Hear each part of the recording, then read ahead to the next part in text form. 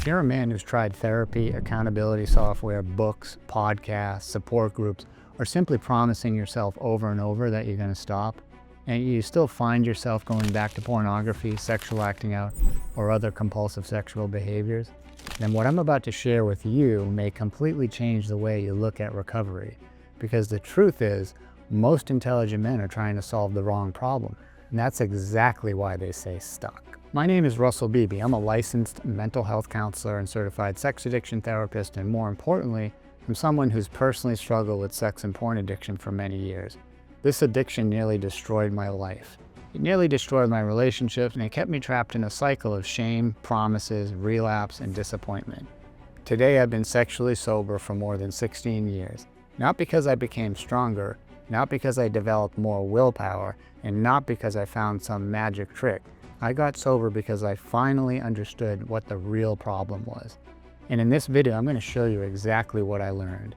By the end of our time together, you'll understand why smart men stay trapped, why therapy alone may not be enough, and why shame is actually fueling the addiction, and what finally creates lasting freedom. If what I share resonates with you, I have a special offer for you at the end of this video.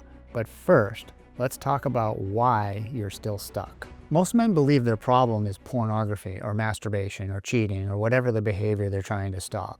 And that makes sense. Those are the behaviors causing the damage. Those are the things creating guilt and shame. So naturally, that's where men focus. They think, if I could just stop doing this, everything would be okay. But here's what I've learned, and it took me years to learn it. The behavior isn't usually the real problem. The behavior is the symptom. Think about it. How many times have you promised yourself you were done? How many times have you said, that's it, never again, I'm serious this time? And in that moment, you really meant it. If somebody hooked you up to a lie detector, you would have passed. You genuinely wanted to stop. Yet somehow, a few days later, a week later, sometimes a few hours later, you found yourself right back where you started. Why was that? If the behavior was the real problem, then your promise should have worked, but it didn't, because something deeper was driving the behavior. I remember being young, before pornography, before all the acting out, before all the chaos. I remember feeling uncomfortable in my own skin. I didn't have the language for it back then. I just felt restless, anxious, uneasy, like I couldn't relax. Then I discovered pornography, and for the first time in my life, everything got quiet. Anxiety disappeared, the discomfort disappeared, the stress disappeared. For a little while, I felt okay. I felt relief, and that relief became the problem. Because once I learned I could escape the uncomfortable feelings, I kept going back over and over again, and over time it progressed. The behaviors got worse, the consequences got worse, and eventually I found myself doing things I never imagined I would do. I was disappearing for days, acting out in hotel rooms, destroying trust, living a double life, hurting the people I cared about, and yet I still couldn't stop. Not because I didn't want to, but because I genuinely did. I didn't understand. I just didn't understand what was happening. The breakthrough came when somebody told me something that completely changed my life. They said, Russell, you don't have an acting out problem, you have a life problem or a sober problem. At first I didn't understand that, but eventually I realized exactly what they meant. I wasn't acting out because I loved acting out. I was acting out because I was trying to get relief. Relief from what? Something I now call RID. Restless, irritable, and discontent. RID. RID is that uncomfortable feeling that lives underneath the addiction, that tension, that anxiety, that loneliness, that emptiness, that dissatisfaction, that feeling that something isn't right. Most men experience it every day without realizing it. And because they don't understand RID, they think the answer is to stop the behavior only. But here's what happens when RID builds. The obsession to act out shows up, you act out, you feel relief, then shame, then you make a promise yourself not to do it again, then RID builds again, and the cycle repeats over and over again. And that's really the cycle of addiction. Not because you're weak, this happens, not because you're broken, this happens, because you're trying to solve a symptom instead of the cause. This is why so many recovery attempts fail. Most approaches focus almost entirely on the behavior. Stop looking, stop acting out, stop doing this, stop doing that. And yes, behaviors matter. You absolutely need sexual sobriety, but stopping the behavior alone doesn't heal RID.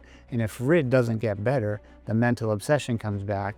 That's when men relapse. Not because they don't care, not because they don't love their wife, not because they don't understand the consequences, because the underlying issue never got addressed. If you've ever wondered, why do I keep going back to it when I'm hurting everybody that I care about? That's why. By the way, if you're hearing this and it's starting to click, if you're beginning to realize you've been fighting the wrong battle, then at the end of this video, I'm going to show you how to schedule a confidential recovery session. We'll look at your situation, identify what keeps you stuck, and help you create a plan. But first, I want to show you 2 more things that most men get wrong. Another misunderstanding that most men get wrong is that just doing therapy alone is enough. Now listen, I want to be careful. I'm not anti-therapy and I'm not telling you to stop your therapy. I'm a therapist. I still believe therapy can be incredibly valuable. But I discovered something. 1 hour a week isn't usually enough for men in early recovery.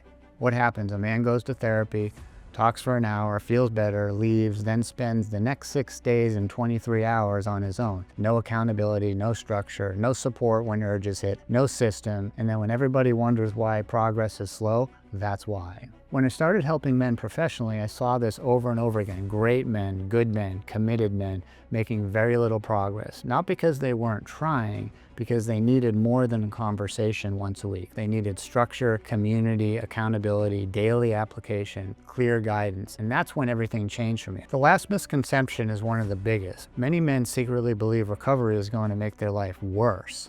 They're afraid that they're going to spend the rest of their lives fighting urges, white-knuckling it, feeling deprived, missing out, just surviving. That isn't recovery, by the way. At least not the kind of recovery I'm talking about. Real recovery creates freedom. Today, I don't spend my days trying to not act out. I don't spend my days fighting cravings. I spend my days building a life that I genuinely enjoy. Being a husband, being a father, running a business, helping men, growing, learning, living. And the last thing I want to do is go back to the life I had before acting out. Not because I'm forcing myself not to do it, because I don't need it anymore. That's the goal. Not endless struggle, but freedom. So what does it actually take to get there? After helping hundreds and hundreds of men, and after doing my recovery for many years, I found that there were 4 major phases people needed to go through in order to recover. Phase 1, establish sexual sobriety. Get crystal clear about what it has to stop, define boundaries, create structure, end the chaos. Phase 2, build a recovery routine.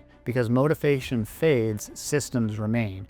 Daily habits, accountability, support, and consistency. Phase 3, address the root cause. Heal the RID. Identify fear, false beliefs, old coping patterns, and the things that keep driving the cycle, the underlying issues. Phase 4, create lasting freedom, relapse prevention, long-term growth, a life you don't need an escape from. This is the exact progression we help men go through inside our program, and here's why we built it. Most men are stuck between 2 bad options. Option 1, weekly therapy. Helpful, but often not enough. Option 2, residential treatment. Very intensive, very expensive, sometimes $40, $50, $60, even $70,000 for 1 month. And most men, completely unrealistic. So here's the gap. Therapy alone doesn't work well. Residential treatment is expensive and unrealistic. That's where our program fits in. Our program was specifically designed for men struggling with sex addiction, porn addiction, and compulsive sexual behaviors. Inside the program, you'll receive step-by-step recovery curriculum, multiple weekly group coaching calls, a dedicated recovery coach, daily message support, accountability, community, recovery planning, everything working together in one system, not scattered across 5 different books, podcasts, therapists, and support groups, right? One integrated recovery framework. And the reason I'm so passionate about this is because I've seen what happens. I've watched marriages begin to heal. I've watched men reach 1 year sober, 2 years sober. I've watched men stop living in shame. I've watched confidence return. I've watched men become present fathers again, present husbands again, present human beings again. And the best part, they're not just stopping the behavior, they're creating lives they actually enjoy living. So here's what I want you to do. If you're serious about recovery, if you've tried repeating the same cycle over and over again, if you're ready to stop guessing and start following a proven framework, click the button near this video and schedule a confidential recovery session. During that session, we'll look at your situation, identify what's keeping you stuck, create a personalized recovery plan, and determine the fastest path forward. If we're a good fit, we'll talk about what it would look like working together. If we're not, we'll point you in the right direction and still give you a plan. Either way, you'll leave with clarity. And one final thought, most men wait until something terrible happens, an ultimatum, a separation, a discovery, a loss. Please don't wait for that. The bottom can always get lower. The best time to address this was years ago. The second best time is today. Your marriage matters, your family matters, your future matters, and recovery is possible. Click the button or link near this video, schedule your confidential recovery session, and let's start building the life you no longer need to escape from.